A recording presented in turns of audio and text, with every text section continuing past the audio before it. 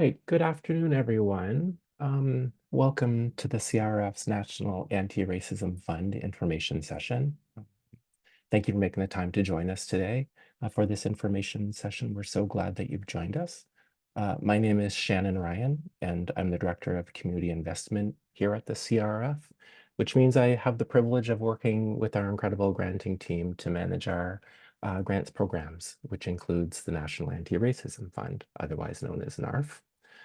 Before we get started, a couple of things we'd like to mention. This session will be recorded and will be available on our website in the hours and/or days following this session. This session will also be delivered in English. Tomorrow, there is a session tomorrow that will be delivered in French, and registration is still open for that if you'd like to attend that one as well.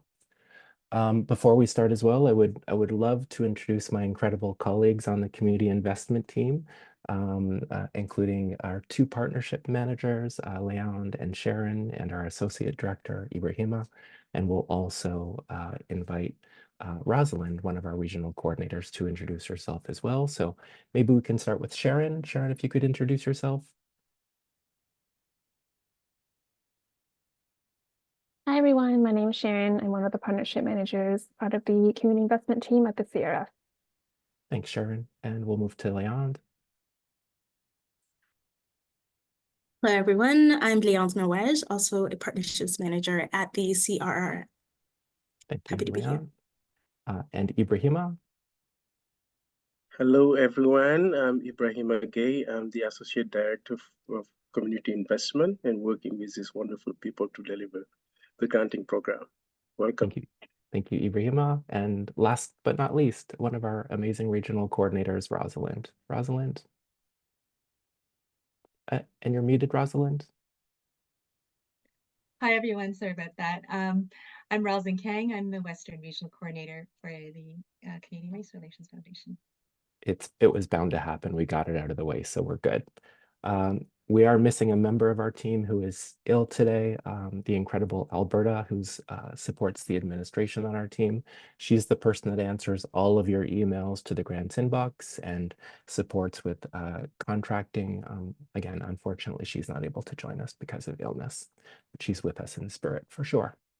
So before we get started, of course, it's part of our organization's practice to always start with a land acknowledgement to start our meetings in a good way. And of course, I would like to first acknowledge that the land that I'm speaking to you from is on the traditional territory of many nations, including the Mississaugas of the Credit, the Anishinaabe, the Chippewa, the Haudenosaunee, and the Wendat peoples. And of course, these lands are now home to many diverse First Nation, Métis, and Inuit people. I also acknowledge that Toronto, which is where I'm speaking to you from, but also where our main office is located, are located on Treaty 13 with the Mississaugas of the Credit and the Williams Treaty. Before there ever was a Toronto or Treaty 13 territory, there was Takaranto, otherwise known by the Mohawk as where there are trees standing in the water. And it's equally essential that we acknowledge that not just the names of these lands or the treaties that are in place, it's equally essential that we acknowledge not just, it's that we acknowledge the original inhabitants and the rightful caretakers who have lived on these lands, and to acknowledge the cultures and histories that have shaped these lands for millennia.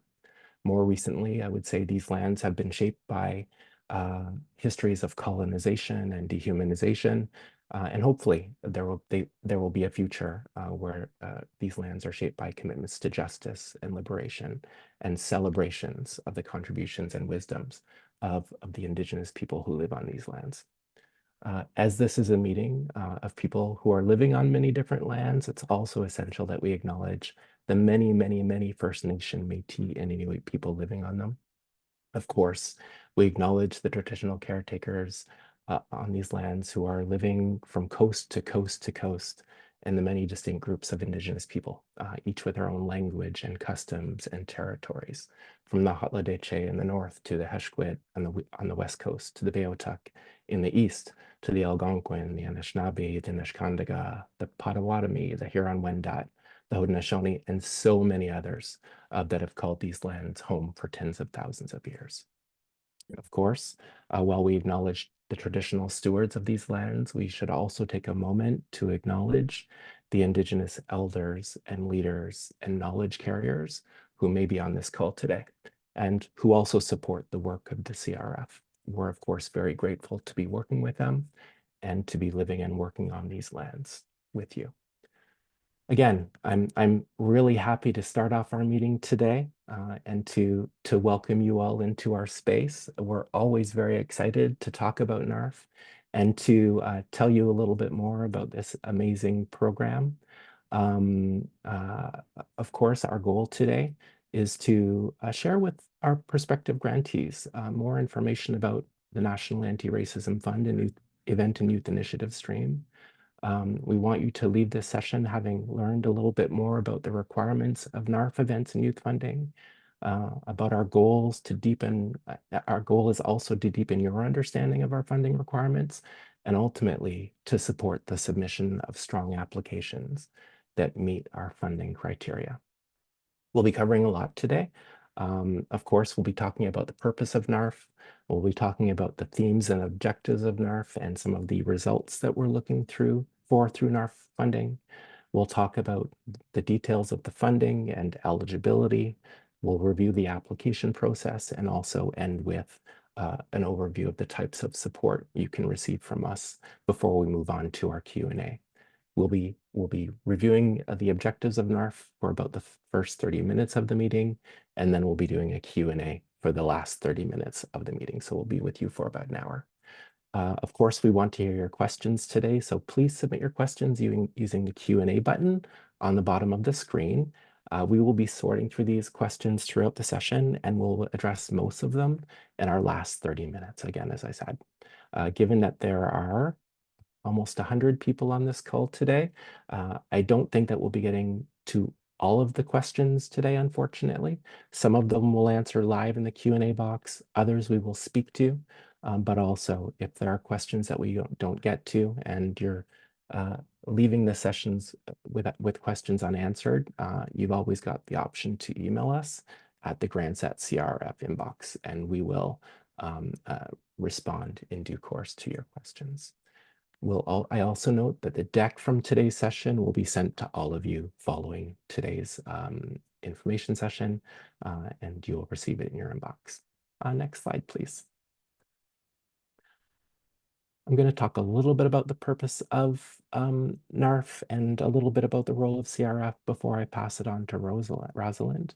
And so I think you all probably know us pretty well. It's the CRF's role and mandate to strengthen the social fabric of our society by supporting and enabling and convening community groups like yours and organizations like yours through grants, other services, and we also support a network of public research and community partners to achieve our goals. The CRF is a Crown corporation, highly committed to supporting community and grassroots organizations across Canada, whose mission is to root out racism and discrimination through outreach and education, as well as advancing policy that results in systemic change and the elimination of racism in Canada. We were created by the Government of Canada as a Crown corporation way back in 1996 as part of the Japanese-Canadian Redress Agreement that to reaffirm the principles of justice and equality for all in Canada. Now, one of the ways that CRF contributes to justice and equality is through our National Anti-Racism Fund, NARF, which supports our commitments to building a national framework for the fight against racism in Canadian society, ultimately by strengthening the capacity of organizations like yours, racialized communities and organizations and religious minority groups and Indigenous people to carry out their own work to combat racism. Ultimately, we hope to create opportunities through NARF for meaningful dialogue and learning and sharing with the broader public. NARF, I would say, has been highly successful. Over the past 3 years, we've contributed more than $7 million to support the essential and important work of more than 400 organizations in Canada. And in 2024-25, we'll be doing more of the same. This year, we've committed $3 million in grant funding towards anti-racism events through youth initiatives and projects. with $1 million going to youth initiatives and events and $2 million going to projects. I think a very top of mind question for many of you is when will the project grant funding be announced? And I think I can say today that it will be announced in the coming months, and there will be a whole new process and a new information session that we'll deliver after we've announced NARF projects as well. So with that, I would now like to hand it over to Rosalind Kang, again, Regional Coordinator from the West, and she is going to take you through the themes and objectives for NARF. Over to you, Rosalind. Great, thanks, Shannon. I will now go through the themes and objectives and the expected results of the events and youth initiatives. So the applications must align with one or more of the following key themes and objectives. They are in no particular order, and we are interested in funding activities in all areas.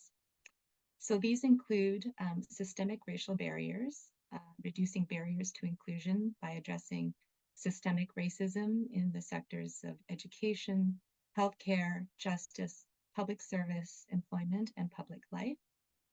Another area to consider is research and education, promoting and increasing availability and accessibility of data, evidence, and community insights on race relations in Canada. Another area is public awareness, so informing public policies by highlighting or raising awareness on systemic and institutional barriers. And the last one is cultural and intercultural community building, so creating cross-cultural opportunities through discussions and dialogue on race, religion, building awareness, and collaborations. So in terms of expected results, applications must achieve one or more of the following. And as with the previous, they are in no particular order.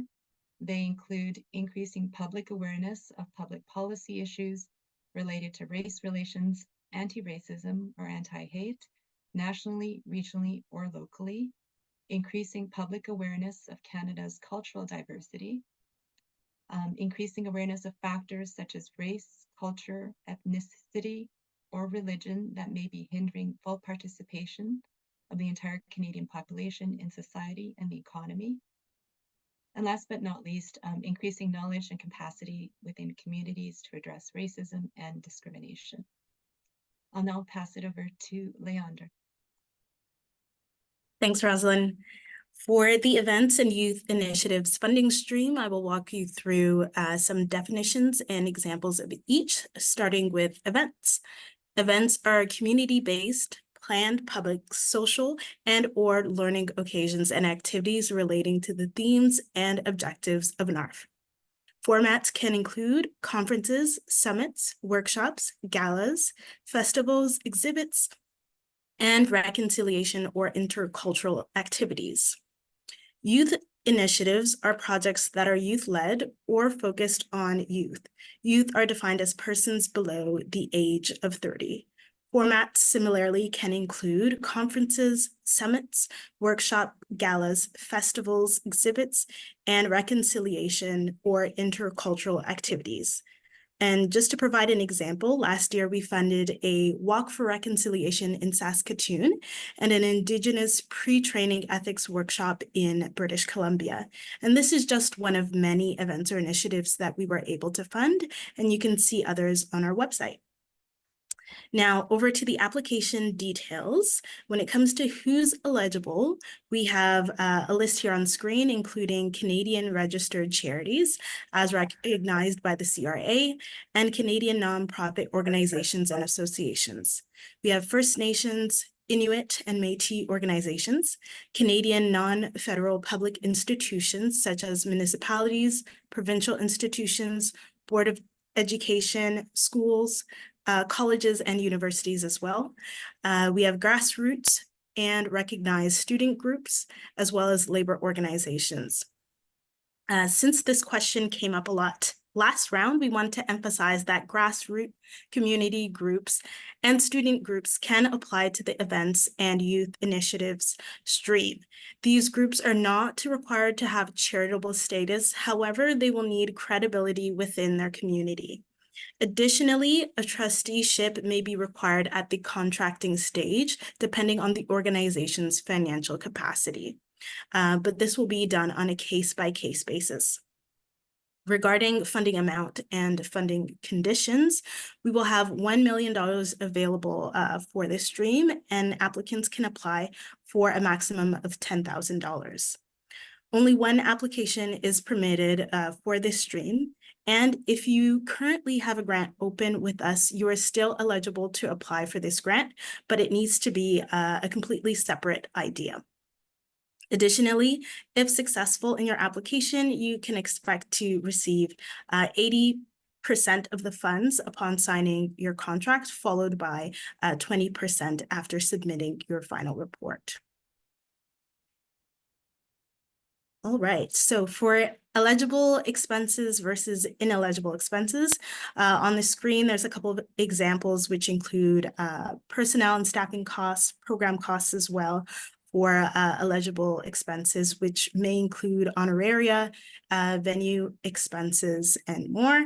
When it comes to ineligible expenses, again, some examples are included, such as partisan political activity, services covered by provincial health authorities, and cost of alcoholic beverages.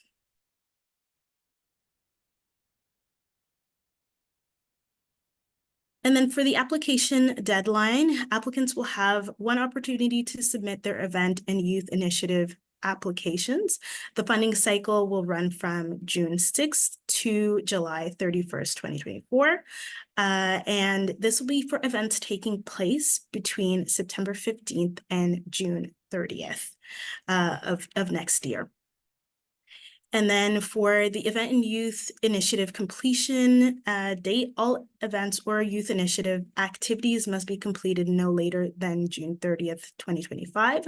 And a final report must be submitted on our grant portal page, SurveyMonkey Apply, within 60 days of your initiative completion. And that's it for me. I'm going to hand it off to Sharon. Thank you, Leon. So now I'll be speaking to the application process. The application process is pretty straightforward, and the link to our online portal can also be found on the guidelines on the CRF website. So before they go through the steps, we'd like to note that applications will only be accepted through the SurveyMonkey Apply platform, and that the applicant and user must be a staff or board member of the organization with authority to submit an application. So the steps in applying are to 1, go to the application portal and create or use an existing profile to fill in the online form. 2, attach all the required supporting documents, including the budget table and financial statements, or a financial letter of explanation for grassroots and newly incorporated organizations. There'll be more on this later slide. And instructions for these documents are also downloadable and on the CRF website. And number 3, upload any optional supporting documents, including sponsorship packages or letters of support, if applicable. And lastly, press submit and refer back to our decision-making deadlines to see when you will receive news regarding your application. Just to note, our application form is also available as a PDF on the website if you'd like to see the questions beforehand, but this is just for reference and it's not to be used for submission. So next, we'd like to bring your attention to several important sections of the application form. The first one being question 25, and it's on the screen here, where the form asks you to summarize your event or youth initiative in a clear and concise manner, including all of the following points. A brief description of main activities, B, who the expected participants will be, and C, outcomes anticipated from carrying out the project. We like to emphasize this question because many organizations tend to answer this question as a narrative or from a storytelling point of view. But what our reviewers look for are more of a straightforward answer that hit all the points of A, B, and C. So for example, many applicants actually miss telling reviewers who the expected participants will be, their number, and also their number of activities in writing out this answer, which also weaken their score. So please be as specific as possible when answering this question and make sure it's answered as accurately as possible. Next, we'd like to bring attention to more of a technical aspect of the application process. To ensure that your application is submitted, please remember to click on the green Submit button, which is circled in red on this screen. Next slide, please. Yeah. In step 1, after that Submit button, circled in red, is pressed, you'll be brought to step 2, where you will see an application submitted message. And in step 3, this is what you should see on your application screen when submitted successfully. You'll also receive a confirmation email from the SurveyMonkey Apply platform. So please make sure all these steps are complete and that you receive the confirmation email. Finally, we'd like to bring attention to a new requirement for grassroots or newly incorporated organizations. If you are a newly incorporated organization, for example, less than 2 years old, or a grassroots organization, and you cannot produce any financial statements, you must submit a written statement instead, attesting to your financial management capabilities and organizational capacity. The following questions must be answered in 300 words or less. I won't go through all of them, but just to go through a few. Please tell us why you could not submit a financial statement. How do you track and manage your income and expenses? And what financial challenges or risks might exist, and how might these challenges and risks be mitigated? Again, this is only a requirement if you are a newly incorporated organization, less than 2 years old, or a grassroots organization that cannot produce any financial statements. For recognition requirements, we require that organizations publicly acknowledge the financial support received from the CRF with the phrase, "This event was made possible through the financial support of the Canadian Race Relations Foundation's National Anti-Racism Fund." We also ask that you invite a CRF representative to provide remarks at public events or youth initiatives, or deliver an e-message or video if this is more appropriate. We also ask that you provide the CRF with a notice of the event or youth initiative date, month or day of observance, and registration links, if applicable, at least 4 weeks in advance of the event date.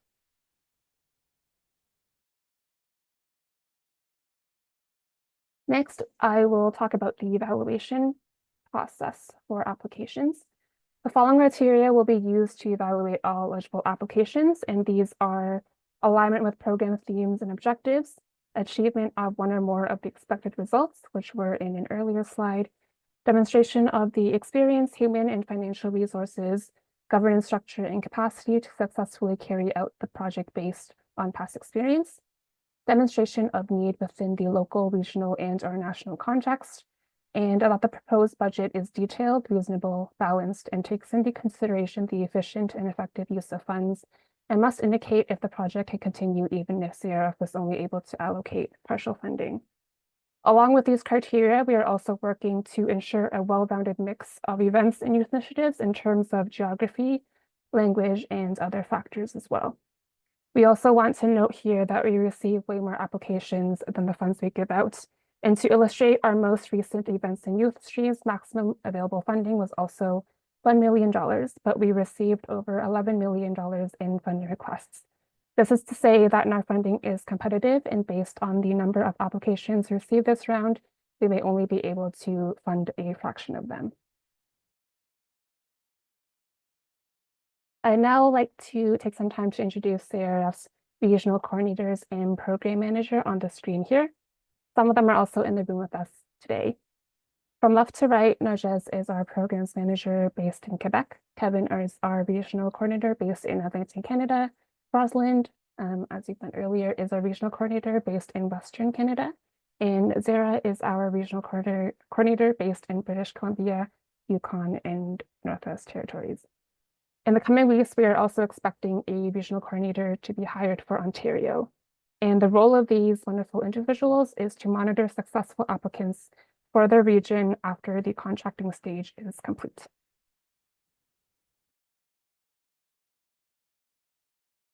For general questions and important links, they're on the screen here, but we have our grants email, a link to our guidelines, as well as a link to our FAQ. And now we're going to move on to the Q&A portion of this session. Again, we'd like to note that we will prioritize questions regarding the application process and grant criteria, and that we may not get to all the questions today. But if they're not answered, please feel free to send these to the grants inbox. And also, please note that we do not offer feedback on specific applications due to lack of capacity. So now I'll pass the time to Rosalind to ask us some questions. Thank you, Sharon. Okay, we have a couple of questions that have come in. I'll start with this first one. When you say community-based, is a conference hosted by a nonprofit organization focusing on education and empowerment and leadership considered a community initiative?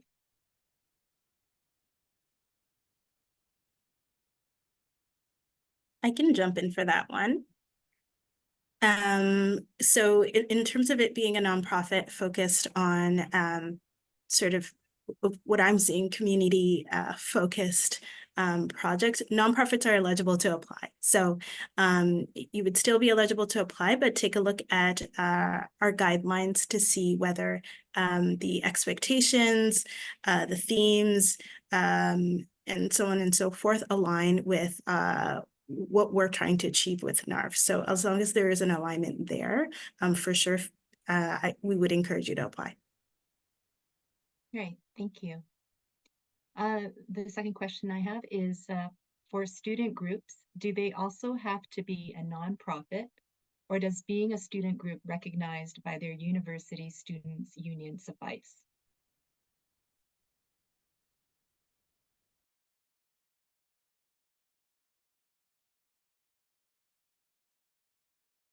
Sharon, do you want to take that one? Or Ibrahima? Yeah, sure. I'll take that one. Thank you for the question. I think, student groups are considered, as well as grassroots group, student association are eligible under the event and youth stream, as long they recognized by the university and the community they're part of in, and be able to also to either provide financial statement or a financial letter of explanation of their financial status or how they be able to manage funding. Great, thank you, Ibrahima. The third question I have is for financial statements, is it just the last fiscal year that is needed? Yes, the most recent financial statement is needed for application. Perfect, thank you. Can the events to be proposed include non-racialized participants?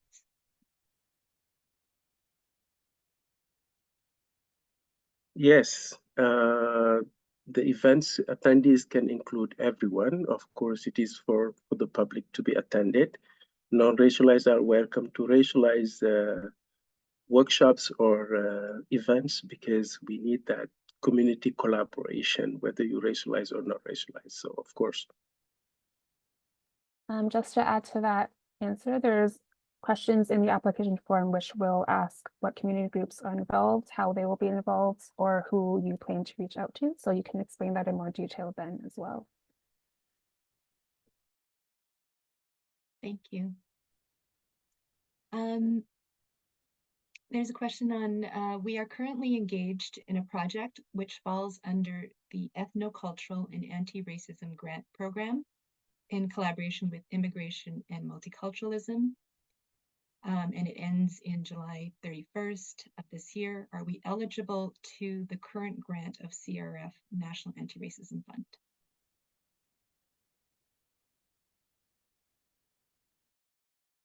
Can you take that one, folks? I would think you are eligible, yes, but one of the tenets that we try to prescribe to in this program is the reduction of duplication with other federal funders. So we would want you to demonstrate how this project or program or initiative is different from a previously funded federal project. So please make sure that you're demonstrating it. I don't think it's bad for you to be continuing a project from something that you've started. Like you've put time into it, you've put energy into it. And if there's a logical part too, that makes a lot of sense. But again, do your best to demonstrate how you're setting your new initiative apart from your previously funded initiative. Thank you, Shannon. What kind of incorporated organization is CR looking for in the first part of the application?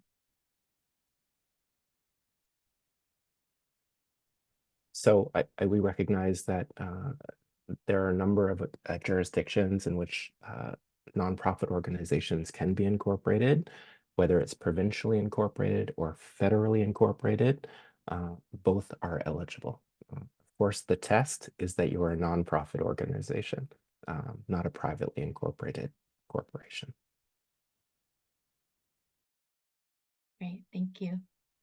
Are local immigration partnerships and settlement organizations across Canada eligible to apply? Yes, they're eligible to apply as long we mention they fall under the list of categories that we have listed early in the presentation, and they are not-for-profits.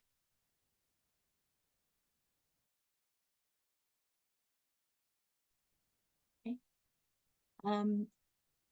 It looks like the word initiatives seems to be mostly event or situational in nature, example, conferences, workshops, etc., versus something like a program or curricula development, or for example, developing a future ongoing program.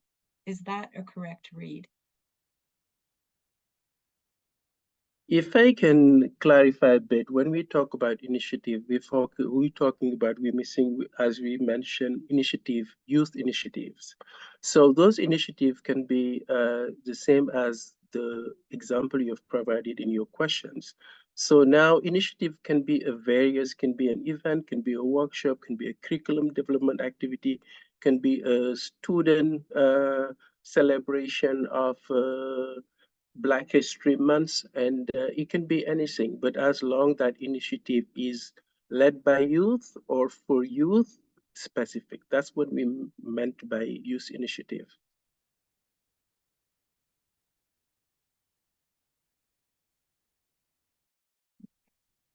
There's a question here. We submitted a grant previously that was unsuccessful. Unfortunately, due to capacity challenges noted today, we did not receive any feedback on what was missing or how to improve the application. We'd like to submit for the same event with some modifications. Is that okay or acceptable? Yes, if yeah, go ahead. Sorry, Sure. I knew this was going to happen. Resounding yes. Oh, okay. So yes, a resounding yes, you can resubmit your application, and the fact that you're thinking about making those modifications is great. So hopefully for a stronger application, we'll review.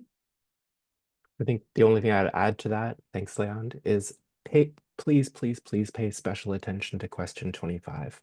We reviewed more than 1,000 applications last year, and I would say a very, very large fraction of them really fell down in telling us in a very basic and clear way exactly what you're trying to accomplish through your initiative. So please, as noted by Sharon earlier, that question 25, getting very specific about what you're trying to accomplish, who will be in the room, how many people, the number of activities, and of course, the outcomes of your initiative in that question are very important to communicate to us. So we've included that slide today for a reason.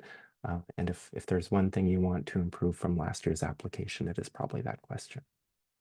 I just also want to speak to, again, our lack of capacity to give feedback on applications. You can see here on today's call, we have a team of 3 managers who are responsible for reviewing and adjudicating. Last year, I think it was 1,100 grant applications that this team of 3 did. And so it's super, super challenging for our team to do both reviewing and to give kind of enumerated feedback to each application. So we are not in a position at this point to give that kind of level of feedback on your application. And I think that will certainly continue for this year. We do get a lot of emails from folks post-decision asking for feedback. And again, I wish we could do it, but we just do not have the human resource capacity to do it. I just wanted to flag that again. And I just wanted to add that it's maybe you had a strong application because given that it is very competitive cycle for NARF, we receive so many applications and would love to fund. And given the, the amount of funding we have, we won't be able to fund everybody. That's also a factor that some of the great events we would like to fund, we just don't have enough funding. So maybe this time around you'll be lucky. Okay, thank you. This is a question in relation to the budget section of the application. They're asking, do you want the whole budget for the event, even if it's more than $10,000? I can take this question. I also answered this as text, but no, please only include the budget for the requested amount of funding, so up to $10,000. And there's also clear instructions in the budget form that is downloadable on the website as well. Thanks, Sharon. I have a question here about whether organizations can co-apply as a partnership. I can take this question. There has to be one main applicant, but again, there's a question in the application form that asks any collaborating partners, and you can list them there, and you can also list their roles. So if they're a main partner or if they're just collaborating as in a lesser role, so you can just list all those details in that section there, but there will need to be one main applicant. Okay. This is also kind of relating to that question. If several groups or organizations collaborate for an event or project, does each organization then need to provide financials and other details in the application, or is it just the main applicant that has to provide the financial information and other details? Yeah, so again, there will have to be one main applicant and they will need to provide their own financial statements. But again, they can list their collaborating partners, and they will also need to have the authority in, I guess, receiving those funds as well. Yeah. Thanks, Sharon. For a municipality to apply, would they have to provide financial statements? So financial statements are a requirement. So yes, but unless you are a grassroots or a newly incorporated organization, then please refer to the financial letter of explanation. Okay. Can the funding be combined with another source of funding for the event?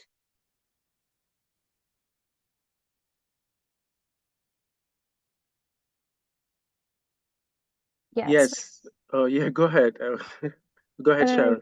Okay, yeah, so yes, I think we have many events in the past that also have other sponsorships and other sources of funding as well. But for our purposes, we would just like to know what our portion will be if you're successful. So please only provide that requested amount in the budget form. But yes, you can have multiple if you need. And to that point, I just wanted to add the fact that also there is a question of partial funding in the application. You might not be getting the full $10,000, which is the max for the event and youth. You might be getting, depending on the assessment of your application, what are your deliverable and your financial capacity, we might decide to give you half of what you asked for. So that would be good also to make sure that you have other sources of funding to deliver your event or your initiative. Okay. Can you clarify the distinction between youth-led and youth-focused?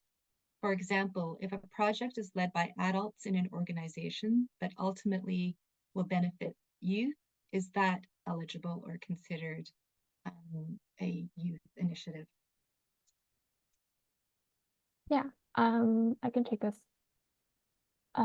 Yes, so that is eligible, the example, but we used both youth-led and youth-focused because we wanted these two distinctions and the fact that there are projects that are youth-led. So for example, maybe a youth club at a high school wants to do an event with their district, for example.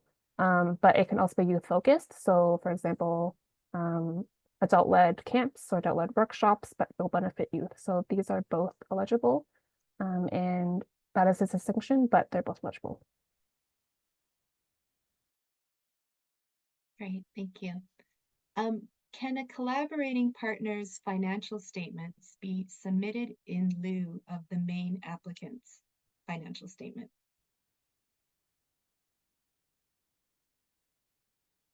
I can take this one. And unfortunately now, if we are accepting financial statement from the lead applicant, so any because those financial will help us really assess the capacity of who are really leading the project or the event, sorry, or the youth initiative. So in this case, we'll need that.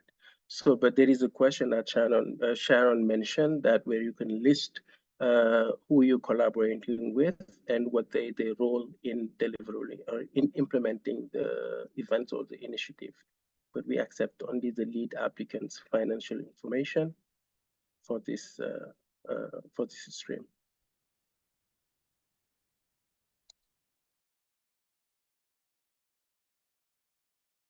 Okay. Just trying to see if there's some other questions here.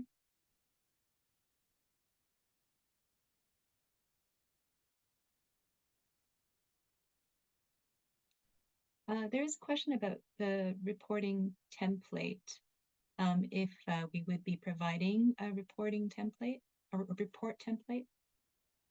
Yeah, so all successful applicants can be provided with a reporting template, but this is only if you are successful in receiving funding.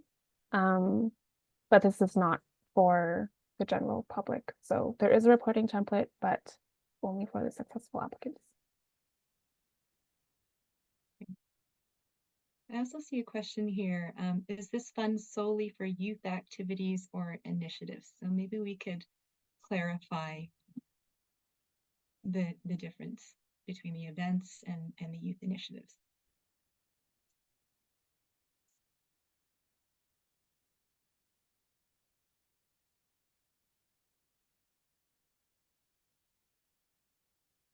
I can hop in for that. I also had that slide, so I'm just going to go back. But there does exist overlap. When I was mentioning, you could have galas and workshops and whatnot, but for the youth stream or the youth focus, I should say, youth really need to be sort of either at the forefront, either by leading that initiative or by being the beneficiaries of that project. So that's really what we're looking for when it comes to youth. And again, youth for us are below the age of 30, while events, they can be open to anyone, really, from the youngest citizens to our senior citizens as well. So that's really the distinction between both. Thank you, Leon. There's a question about finding examples of applications. Somebody has noted that they were easily able to find amounts awarded on the website, but is there a place on our website where examples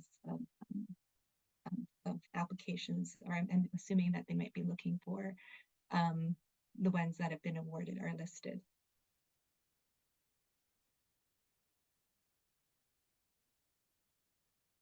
Sharon, do you want to take that one?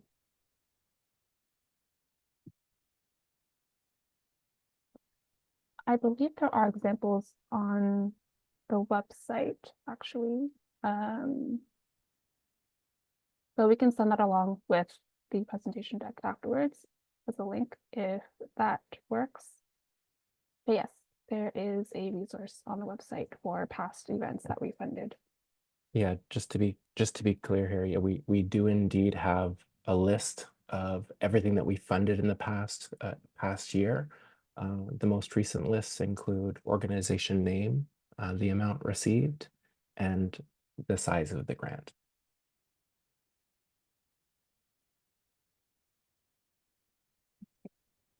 There's a question on, and for clarification, if an organization has continuous ongoing programs, would they be eligible?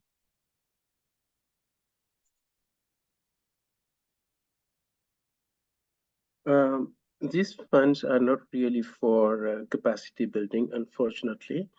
So it is for specific events or specific youth initiatives.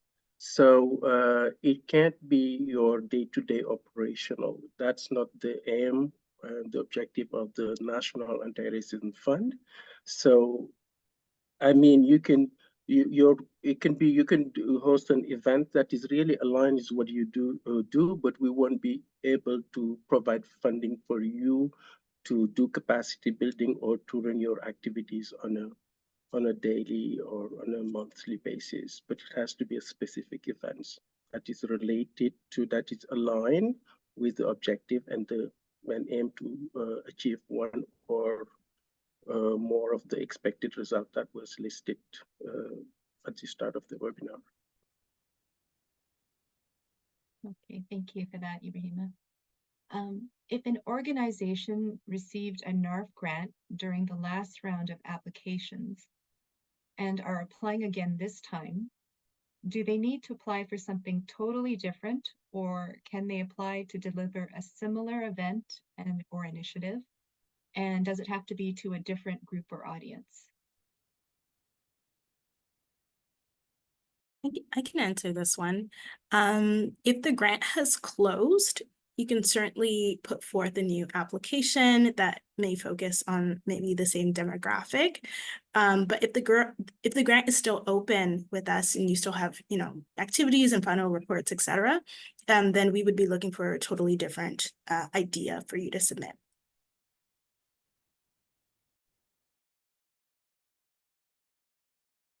Thank you, Leandre. There's a question that we did touch on briefly, and so this might have been missed. The question is, could you please provide information on who is assessing the applications for the funding? Yes, I can take that one. So our community investment team does the overall assessment of grant applications. As I said earlier, our team reviewed just over 1,000 grant applications last year. And they have I shouldn't say they, we have a scoring rubric that we apply to each application. We do independent reviews. We share reviews with each other. Then we do an assessment of all the reviews and then prioritize based on, obviously, the quality of the application based on our rubric, but also other considerations that Ibrahima mentioned earlier in relation to things like geography, equity-seeking groups, and other factors, really in the interest of making sure that we're spreading the wealth, so to speak. So it is this team, Ibrahima, Leand, and Sharon, that will review the applications, plus a couple of others, and all of that is done internal to the CRF. I will say that the board of directors of the CRF absolutely sets the objectives of the National Anti-Racism Fund, and it gives us kind of clear direction about the intent, the purpose, and overall outcomes of the grant program. So yes, our team makes the decisions, but it's certainly guided by higher objectives that are set by our board.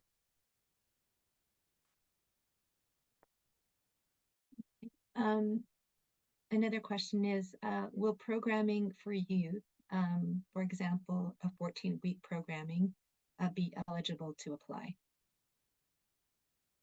Yep, I can take that. Yes, this sounds eligible. And also, all events or youth initiatives just need to end before June 30th, 2025. That is the end date for all application dates, programming dates. So yes, this is eligible, but please make sure that it is within this time frame.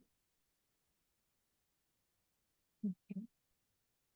There's a question here in relation to the budget. Could you tell us more about what you mean by a balanced budget? So the budget template provided on the website, it needs to be itemized and also needs to total the requested amount. So there are items that we have put there as a default, but you can feel free to remove or add any items that you see fit. Just make sure the amount is total to the requested amount in the application form.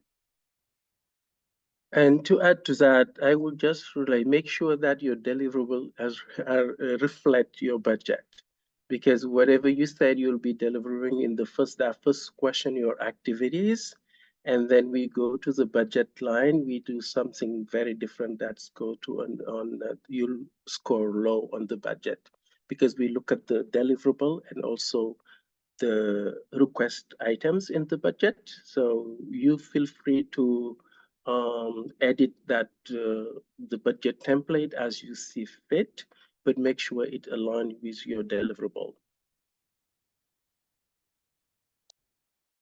Thank you, Ibrahima.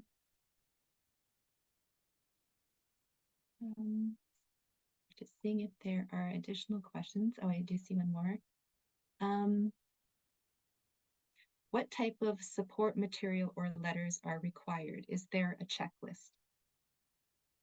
I can take this question. Thanks. The only required materials to upload are the financial statement or letter of financial explanation and the itemized budget Excel sheet. All other materials, so the letters of support or sponsorship packages, are optional.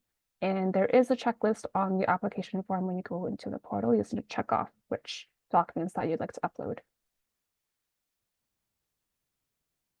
Thanks, Sharon. A question around the budget. If it's more than $10,000, but you have additional coverage, for example, from other donors, should you just include the costs that total $10,000? Yes, please just include the cost that total 10,000.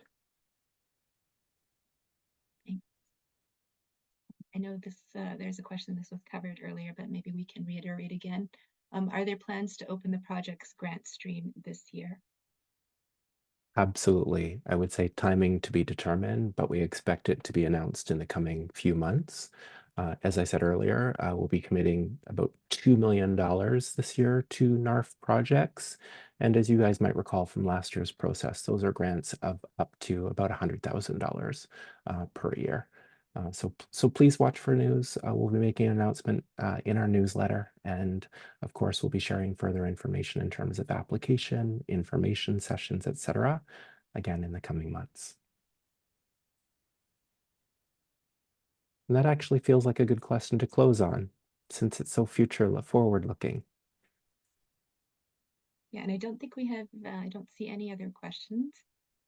And of course, you're welcome to ask or send emails to our grant inbox, but I'll let Shannon close off. Thanks, Rosalind. I should first start with thanks to all of you for attending today.